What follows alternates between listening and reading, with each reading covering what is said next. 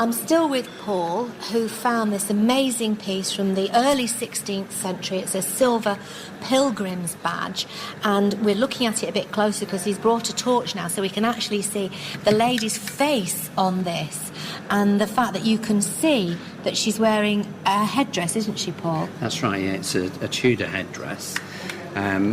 The person that's depicted on it is a 4th century princess, and she appears to be the cult of St Ursula, and her father was a king in Cornwall in the 4th, 5th century, just as the Romans were leaving Britain, and she went on basically a 2-year pilgrimage around Europe, taking in Rome, and ended up in Cologne, where she met the Hun, and she was accompanied with 11,000 virgins.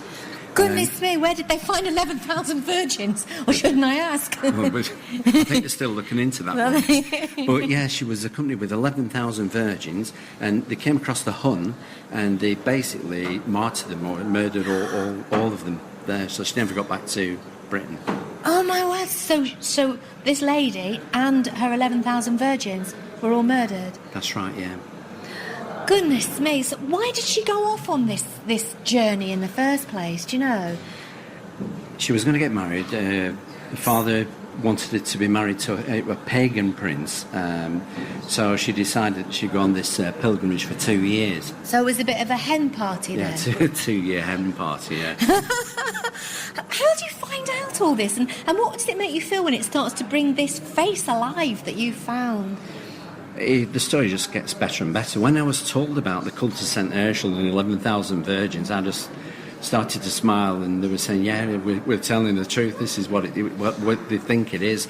And apparently it was identified by James Robinson at the British Museum, because he was doing at the time, as coincidence, he was doing an exhibition of saints and the reliquaries, and he straight away recognised the face as that of St Ursula.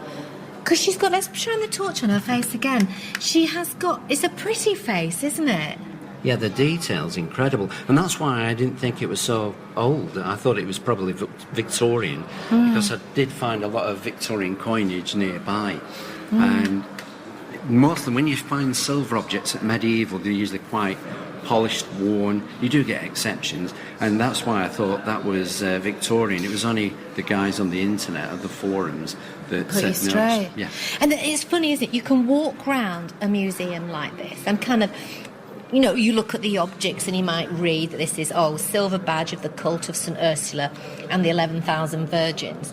But when you start to talk to somebody like yourself who found it, and the sort of human story and the reality behind it, that it just brings it to life. And I suppose that would apply to so many things in here, that we just don't... everybody should have their own personal curator